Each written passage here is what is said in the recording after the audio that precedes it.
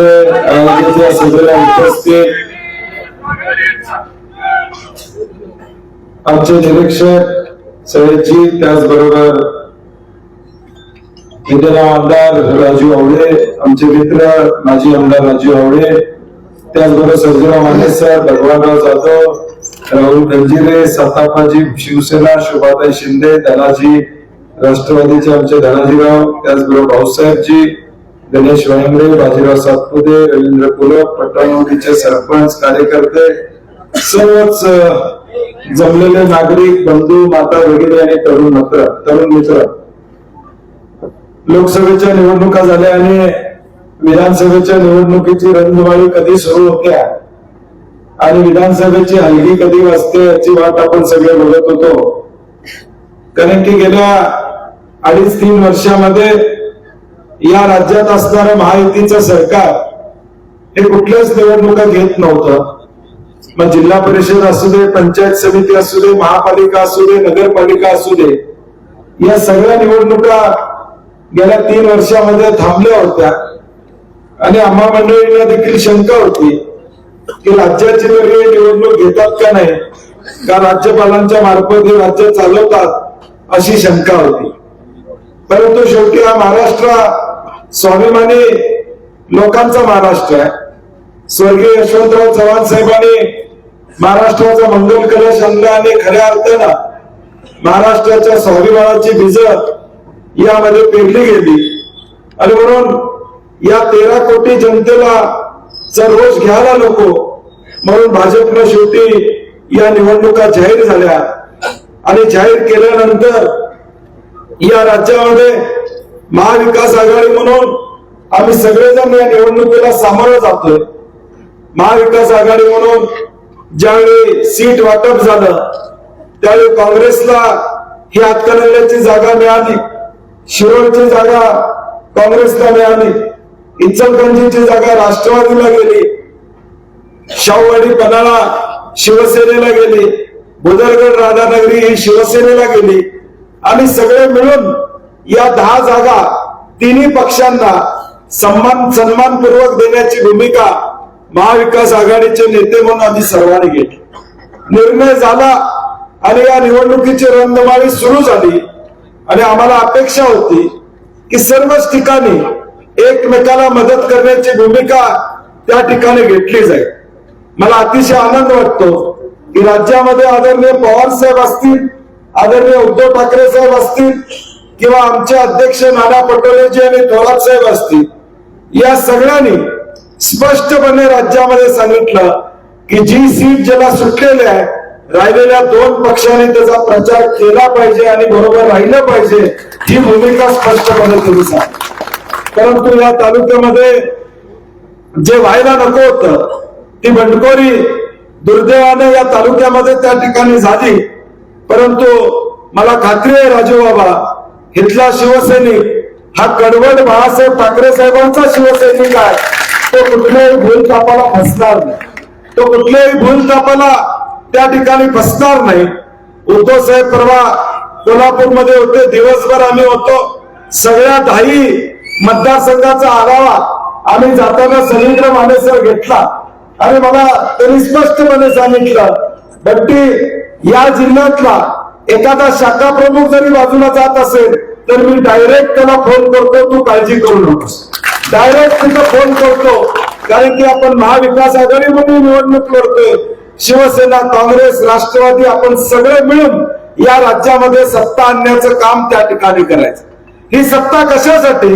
कारण की पहिल्या 2.5 वर्षामध्ये सन्माननीय मुख्यमंत्री उद्धव ठाकरे साहेबांच्या नेतृत्वाखाली या राज्यामध्ये एक शाश्वत सरकार देण्याचं काम महाविकास आघाडी म्हणून आम्ही त्या ठिकाणी केलं.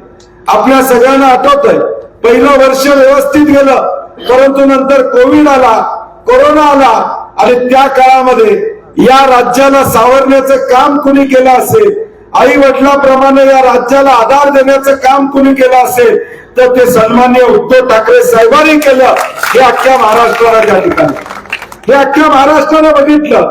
आणि त्या कोविड काळामध्ये सुद्धा एक पालकाची भूमिका घेऊन उद्धव ठाकरे साहेबांनी या राज्याला आधार देण्याची भूमिका घेतली.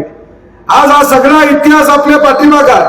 काय घडलं या राज्यामध्ये आपण बघतोय. जे आमदार शिवसेनेच्या चिन्हावर निवडून आले, जे आमदार काँग्रेसच्या चिन्हावर निवडून आले, जे आमदार राष्ट्रवादीच्या चिन्हावर निवडून आले, या सगळ्यांना फोडायचं काम या मंडळींनी त्या ठिकाणी केलं. मागच्या 3 वर्षापूर्वी ज्यावेळी या घटना घडल्या त्यावेळी लोक डोक्याला हात लावून बसली होती, टीव्हीवर बघत होते. कोण सुरत मार्गे गुवाहाटीला जातोय, कोण मुंबई मार्गे गुवाहाटीला जातोय, कुठलं कोण पळून जातोय हेच कळत नव्हतं, लोकांनाच कळत नव्हतं. आम्ही नेमकं मत हे निष्ठावंताला दिलं का गद्दाराला दिलं हे लोकांनाच या ठिकाणी कळत. या 40-50 आमदारांनी दोन्ही पक्षातल्या गद्दारी केली. पवार साहेबांना फसवलं, उद्धव ठाकरे साहेबांना फसवलं आणि एक चुकीचं सरकार या राज्यामध्ये आणण्याचं काम या मंडळींनी केलं. भाजप स्वतःच्या जीवावर या राज्यामध्ये सत्ता आणू शकत नाही. भाजप स्वतःच्या ताकदीवर 140 जागा या ठिकाणी निवडून आणू शकत नाही. हे वारंवार या ठिकाणी सिद्ध झालेलं. म्हणून त्यांना कोणतरी बरोबर लागतं, पक्ष फोडायचा आणि मग सत्ता स्थापन करायचा हा प्रयत्न त्यांचा सातत्याने या ठिकाणी असतो. आणि म्हणून हा सगळा इतिहास आपल्या समोर आहे. हा इतिहास महाराष्ट्राच्या समोर आहे. काल मी एका भाषणामध्ये सांगितलं, आज राजकारणामध्ये विश्वासार्हता कमी झालेला आहे. विश्वास कुणावर ठेवावा असा प्रश्न सामान्य माणसाला निर्माण झाले. आज आम्ही गल्लीत राहतो, आमची भगिनी गावाला जात असेल, घराला कुलूप लावून जात असेल तर घरातले दागिने ती शेजारणीकडे देते आणि म्हणते मी 4 दिवस गावाला जाणार आहे, कोणीतरी चोरी करायला नको, तुझ्याकडे ठेव. का ठेवते? विश्वास असतो म्हणून ती या ठिकाणी ठेवते. आम्ही एखाद्या रस्त्यावर या ठिकाणी कुठेतरी खरेदीला गेलो, गडबडीने निघालो असतो, मोटरसायकल लावतो, आत जात असतो एखाद्या दुकानात, आम्ही शेजारी उभारलेला मानतो, जरा मोटरसायकलवर लक्ष द्या, 2 मिनिटात परत येतो. तो माणूस आपल्या ओळखीचा नसतो, परंतु विश्वास म्हणून आपण त्याच्याकडे तो शब्द या ठिकाणी टाकतो. हा विश्वास आता समाजातला संपलेला आहे. आमदार फुटा लागले, खासदार फुटा लागले, पक्ष पळून निघून जायला लागले. विश्वास नेमका कुणावर ठेवायचा असा प्रश्न सामान्य माणसाला त्या ठिकाणी पडलेला आहे. आणि म्हणून आता ही लढाई आहे, ही सत्याची आणि असत्याची लढाई आहे. एका बाजूला गद्दारांचं सरकार आहे, असत्याचं सरकार आहे, आणि दुसऱ्या बाजूला सत्याचं सरकार, महाविकास आघाडीचं आणण्याचं काम तुम्हा सगळ्या मंडळींना या भविष्य काळात करावं लागणार. तुम्हा सगळ्या मंडळींना करावं लागणार आहे. आज आमचा निर्णय चुकला तर आम्ही या महाराष्ट्राची वाट लावायला आम्ही जबाबदार असणार आहोत मतदार म्हणून, हे आपण या ठिकाणी लक्षात ठेवलं पाहिजे. काय घडलं गेल्या 2.5-3 वर्षामध्ये या महायुतीच्या सरकारमध्ये? ज्या छत्रपती शिवाजी महाराजांना आम्ही आराध्य दैवत मानतो, आम्ही उठता बसता छत्रपती शिवाजी महाराज म्हणलं की आमच्या अंगावर शहारे येतात, त्या आमच्या आराध्य दैवतांचा पुतळा हा 8 महिन्यामध्ये मालवणमध्ये पडतो. यात सुद्धा भ्रष्टाचार करण्याचा पाप करणारी माणसं आज कुठल्या तोंडाने मत मागतात, हा निर्णय आपल्याला घ्यायचा. कुठल्या तोंडाने तुमच्या समोर या ठिकाणी येतात आणि मुख्यमंत्री महोदय काय म्हणतात की पुतळा वाऱ्याने पडला. मी मालवणला घटना झाली, दुसऱ्या दिवशी सकाळी 9ला तिथं पोहोचलो होतो. मला समोरच्या घरामध्ये मी गेलो, समोरच्या घराला म्हणलं काय झालं? साहेब कौलं सुद्धा आमची उडाली नाही, एवढं वारं होतं. कौलं सुद्धा आमची उडाली नाही, काय झालं नाही. आणि राज्याचे मुख्यमंत्री पदावर असणारं व्यक्तिमत्व काय सांगतं? वारा जोरात होता म्हणून पुतळा त्या ठिकाणी पडला. म्हणजे ही मंडळी जर छत्रपती शिवाजी महाराजांच्या पुतळ्यात सुद्धा भ्रष्टाचार करायला मागे पुढे बघत नसतील तर तुम्हाला आम्हाला फसवायलाही या ठिकाणी वेळ लावणार नाही, हे आपण लक्षात ठेवलं पाहिजे. आज काय महाराष्ट्राची अधोगती आहे? सगळे उद्योग महाराष्ट्राच्या बाहेर चाललेले आहेत, बेरोजगारी वाढत चाललेली आहे, आमचं उत्पन्न कमी होत चाललेलं आहे. आज विदर्भापासून ते पश्चिम महाराष्ट्रापर्यंतला शेतकरी आता अडचणीत आहे, हे वास्तव आपल्या समोर आहे. महिलांचा सन्मान करतात असं हे म्हणतात, 1500 रुपये दिले म्हणतात. आमचं म्हणणं आहे बदलापूरमध्ये ज्यावेळी एका बालिकेवर अत्याचार झाले, तिच्या बाळंतीण आईला 14 तास पोलीस स्टेशनला बसायला लागलं तक्रार द्यायला, त्यावेळी तुम्हाला महिलांचा सन्मान आठवला नाही का? त्यावेळी तुम्हाला महिलांची आठवण त्या ठिकाणी आली नाही का? त्यावेळी यांना आठवण आली नाही, कारण की ती शाळा भाजपच्या कार्यकर्त्याची होती. आज देखील त्या भाजपच्या कार्यकर्त्याला अटक झाली नाही, त्याला अटकपूर्व जामीन मिळाला. हे कसं शक्य आहे याचा विचार आपण त्या ठिकाणी केला पाहिजे. जे वास्तव गेल्या 2.5-3 वर्षामध्ये घडलं हे राज्य अधोगतीला नेण्याचं काम या सगळ्या मंडळींनी त्या ठिकाणी केलं. त्यांना धडा शिकवायची वेळ या येणाऱ्या 20 तारखेला त्या ठिकाणी आलेले. लोकसभेमध्ये या राज्यामध्ये परिवर्तन झालं. काय होणार काय नाही होणार असं लोकांना वाटत होतं, परंतु एक तेजस्वी नेतृत्व, या देशाचं नेतृत्व, कन्याकुमारी टू काश्मीर 4,500 किलोमीटर राहुल गांधी या ठिकाणी चालले आणि एक वातावरण या देशामध्ये करण्याचं काम त्या ठिकाणी केलं. या देशातल्या सामान्य माणसाला विश्वास वाटला. भाजपच्या हुकुमशाहीला एक माणूस या ठिकाणी ताकदीनं उत्तर देतोय, एक माणूस छाती ठोकपणे या ठिकाणी गरिबाची बाजू घेतोय, तो माणूस म्हणजे राहुल गांधी आहे. हे लोकसभेच्या मतदानातून आपल्याला या ठिकाणी दिसून आलं. गेल्या निवडणुकांमध्ये काय झालं, लोकसभेला किती माणसं येणार काय येणार अशी चर्चा होती. या राज्यामध्ये 31 जागा या महाविकास आघाडीच्या आणण्याचं काम या राज्यातल्या सामान्य माणसांनी त्या ठिकाणी केलं. जसा निकाल लागला 31 जागा जशा आल्या तसं त्यांना लाडकी बहीण आठवली, तसा लाडका भाव आठवला, तसा लाडका 7.5 HP चा शेतकरी त्या ठिकाणी आठवला. सगळे लाडके झाले. ज्यावेळी दणका बसला या लोकसभेमध्ये त्यावेळी सगळे लाडके आठवा लागले. त्याच्या आधी यांना लाडके कोण आठवत नव्हते. आणि म्हणून माझी विनंती आहे, हे स्वार्थासाठी केलेलं राजकारण आहे, हे मतासाठी केलेलं राजकारण आहे. याचा विचार आपण न करता भविष्यकाळात काँग्रेस म्हणून महाविकास आघाडी म्हणून ताकद देण्याची भूमिका आपल्याला या ठिकाणी स्वीकारावी लागेल. राजू बाबांसारखं एक नेतृत्व या मतदारसंघाचं प्रतिनिधित्व त्या ठिकाणी करतो. एक संयमी नेतृत्व, साधा माणूस, सुसंस्कृत माणूस, म्हणजे एसटीला हात केली की एसटी थांबते तसा आमदार थांबतोय. तुम्ही हात करा, थांबवा, आमदार थांबतो आणि त्या ठिकाणी बोलतो. मीच मध्ये आधी त्याला सांगत असतोय, जरा माझ्याकडनं काय तर शिक, एवढा सरळ राहू नकोस. परंतु स्वभाव नाही, स्वभाव अत्यंत सुसंस्कृत की लोकांना बरोबर घेऊन जाण्याचं काम, जो येईल त्याला मदत करण्याची भूमिका ही सातत्याने राजू बाबांनी या ठिकाणी सांभाळली. आणि म्हणून आज लोकांच्या मनामध्ये राजू बाबा तुम्ही काळजी करायचं काम या ठिकाणी नाही. या जनतेनं पक्क ठरवलेलं आहे. हातकणंगलेच्या जनतेला माहित आहे उद्याचं भविष्य काळ आम्ही कुणाच्या हातात देणार आहोत हे माहित आहे. तुम्हाला एक वारसा आहे जयवंतराव आवळे साहेबांचा, विकासाचा वारसा आहे, सामान्य माणसाच्या अश्रू पुसण्याचा वारसा तुमच्या पाठीमागे या ठिकाणी आहे. पुढच्या बाजूने पैशाचा महापूर येईल, तुम्ही काळजी करू नका. येणाऱ्या 20 तारखेला मताचा महापौर हा राजू आवळेंच्या पाठीमागे असणार हे मी जाहीर करेन. परंतु मताचा आणि प्रेमाचा आशीर्वादाचा महापौर हा राजूच्या पाठीमागे निश्चितपणे या ठिकाणी असणार. आणि म्हणून माझी कार्यकर्त्याला विनंती आहे, आज पट्टण कोडणीमध्ये या सभेला येत असताना बिरदेवाचा आशीर्वाद आम्हा सर्वांना या ठिकाणी आहे. 1.5 कोटी रुपये माझ्या माध्यमातून बिरदेवा मंदिराला त्या काळामध्ये घरचा माणूस आपल्याला निवडून द्यायचा असेल तर राजू आवळेंचा सारखा माणूस आपल्याला या ठिकाणी निवडून द्यावं लागेल. पुढच्या बाजूने 1000 रुपये येतील, 2000 रुपये येतील, मागच्या खिडकीतनं येतील, पुढच्या दारातनं येतील, त्याचा आपण स्वीकार करून या ठिकाणी चालणार. आपल्याला भवितव्य बघायचं आहे, ती आपल्या पुढच्या पिढीचं भवितव्य बघायचं आहे. आज आम्ही एक पंचसूत्री राहुल गांधी, पवार साहेबांनी, उद्धव ठाकरे साहेबांनी परवा मुंबईमध्ये जाहीर केली. का आहे पंचसूत्री? महिलांना आम्ही 3000 रुपये, 1500चं 3000 रुपये देण्याची भूमिका आम्ही घेतलेली.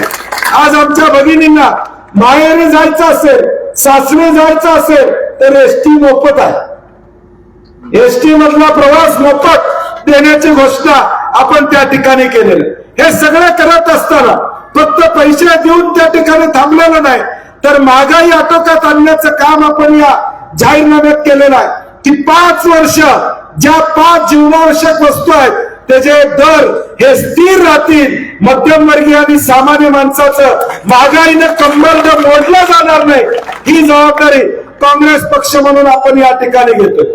बेरोजगार युवक युवती आहेत, त्यांना नोकरी लागेपर्यंत महिन्याला 4000 रुपयाचा स्टायफंड देण्याची भूमिका आपण घेतोय. शेतकऱ्याचं कर्जमाफी करण्याची भूमिका आपण त्या ठिकाणी घेतोय. मी पुन्हा एकदा आपल्याला सांगतो, या सरकारनं शक्तीपीठ महामार्ग रद्द करण्याचा खोटा या ठिकाणी काम केलेलं आहे. फक्त कोल्हापूर पुरता रद्द केलेला आहे, तो पुन्हा आपल्या बोकांडीवर बसू शकतो. पहिला मोर्चा या जिल्ह्यामध्ये, या राज्यामध्ये शक्तीपीठ विरुद्ध काढण्याचं काम आपण सगळ्यांनी कोल्हापूरमध्ये केलं. आणि मी आपल्याला जाहीरपणे सांगतो, या हातकणंगले तालुक्यातल्या पण जवळजवळ 110 एकर जमीन शेतकऱ्यांची जाते. आमची सत्ता आल्यावर पहिला निर्णय होईल तो 100% शक्तीपीठ महामार्ग रद्द केला जाईल, हे जाहीरपणे आपल्याला या ठिकाणी सांग. शेतकऱ्याच्या उरावर येणारे निर्णय, शेतकऱ्याला उद्ध्वस्त करणारे निर्णय हे कुठल्याही परिस्थितीत महाविकास आघाडीच्या माध्यमातून या ठिकाणी होणार नाहीत. सामान्य माणसाला न्याय देणारे निर्णय, सामान्य माणसाला आधार देणारे निर्णय येणाऱ्या भविष्य काळात होतील. ही पंचसूत्री माझी कार्यकर्त्याला विनंती आहे की तुम्ही सगळे पहिले वाचून घ्या. 25 लाखापर्यंतचा उपचार मोफत आहे. 25 लाखापर्यंत पैसे भरायला लागणार नाहीत. आता कुठलं वैद्यकीय तुमचं ऑपरेशन असेल तर 25 लाखापर्यंत विमा उतरवला जाणार. 1ही रुपया तुम्हाला भरावा लागणार नाही. एक जुनी म्हण आहे, दवाखान्याची आणि कोर्टाची पायरी चढू नये, पण दुर्दैवानं चढावी लागली तर 25 लाखापर्यंत विम्याचं कवच हे तुम्हाला देण्याची भूमिका आम्ही त्या ठिकाणी घेतली. जुनी पेन्शन योजना सरकारी कर्मचाऱ्यांना लागू होईल या पद्धतीचा निर्णय आपण यामध्ये घेतलेला आहे. असे अनेक चांगले निर्णय तुम्हाला लक्षात ठेवून, जनतेला या ठिकाणी समोर ठेवून हे निर्णय घेण्याची भूमिका महाविकास आघाडी म्हणून आम्ही घेतलेल्या आहे. आता आपली जबाबदारी आहे. हे फसवा सरकार जे 3 वर्ष या ठिकाणी आहे, गद्दारांचं सरकार 3 वर्ष आहे, त्या सरकारला घरी बसवायची वेळ या 20 तारखेला आलेल्या आहे. आणि मग दुसरा कुठलाही विचार आपण या ठिकाणी करता कामा नये. जे चांगलं आहे त्या चांगल्याच्या बाजूला राहण्याचं काम येणाऱ्या भविष्य काळात आपल्याला करावं लागेल. दुसरी एक कार्यकर्त्याला विनंती आहे की 20 तारखेला आपण ताकदीनं हे 2-4 दिवस 8 दिवस अत्यंत महत्वाचे असणार आहेत. अनेक अफवा पसरवल्या जातील, वेगवेगळ्या गोष्टी सांगितल्या जातील, जातीय तणाव निर्माण करण्याचा प्रयत्न या ठिकाणी होईल, वेगवेगळे व्हॉट्सअप येते, चुकीचे मेसेजेस या ठिकाणी येते. आता तर जिल्ह्यामध्ये एक नवीन गोष्ट आहे, काही झालं की माझ्यावर येतात सगळे, म्हणजे मला टार्गेट केलं जातं. परंतु मी काळजी करत नाही. कुठल्याही अडचणीला बंटी पाटील समर्थ आहे. हा बावड्याचा पैलवान आहे, कुठेही घाबरणारा या ठिकाणी बावड्याचा पैलवान आहे, कुठेही घाबरणारा नाही. संकट येतात, परंतु त्या संकटात उभं राहायची ताकद माझी कोण असेल तर तुम्ही बसलेली समोरची जनता ही माझी ताकद आहे. आणि या जनतेप्रती माझं दायित्व जे काय आहे जनतेप्रती या ठिकाणी सामान्य माणूस आज आमच्या बरोबर आहे. या जिल्ह्यामध्ये सामान्य माणसाला मदत करण्याची भूमिका आजपर्यंत बंटी पाटलांनी या ठिकाणी घेतलेली आहे. आणि म्हणून मी खात्री देतो तुम्हाला, मी गॅरंटी देतो राजूबाबा आवळेंच्या वतीनं तुमच्या कुठल्याही अडचणी या ठिकाणी राहणार नाहीत. तुमच्या सगळ्या समस्या सोडवल्या जातील हा विश्वास मी राजूबाबांच्या वतीनं तुम्हाला या ठिकाणी देतो. काळजी करू नका, एकसंघ राहा, एक विचारानं आपण राहा. ह्या राज्यात परिवर्तन झाल्याशिवाय आमचं भवितव्य या ठिकाणी साकार होणार नाही. आणि ते आमचं चांगलं भवितव्य साकारायचं असेल तर 20 तारखेला आपल्याला हात या चिन्हासमोरचं बटन दाबावं लागेल. दुसरा कुठलाही विचार आपल्याला या ठिकाणी करून चालणार नाही. कारण की जनतेचा एकच आवाज आवळेंचा राजूबाबा, जनतेचा एकच आवाज राजूबाबा. अशा पद्धतीनं येणाऱ्या भविष्य काळात आपल्याला 10 दिवस पायाला भिंगरी लावा, पायाला पानं लावा, सगळीकडे फिरा, लागल ती ताकद आम्ही देतो. कुठल्याही धमकीला, कुठल्याही अडचणीला या ठिकाणी काळजी करू नका. लागल तिथं उद्याच्या 10 दिवसामध्ये राजूबाबा जिथं अडचण येईल तिथं तुमचा मोठा भाऊ बंटी पाटील तुमच्या पाठीशी आहे. लागल ती मदत, लागल ते सहकार्य आपण करूया.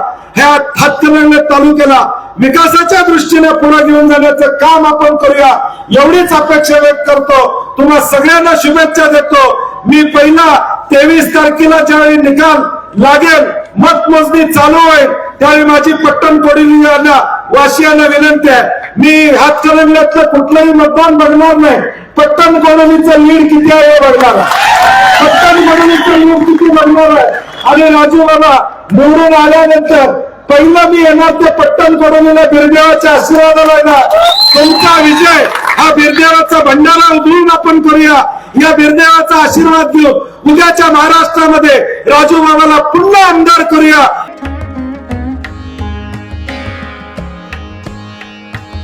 सणासुदीचा आनंद द्विगुणित करा वारणा उत्पादनांसोबत. वारणा श्रीखंड, तूप, दही, दूध, लस्सी, बटर, चीज आणखी बरंच काही. सणासुदीच्या काळात शुद्ध आणि सात्विक वारणा उत्पादने घरी आणा. वारणा, आनंद अस्सल चवीचा.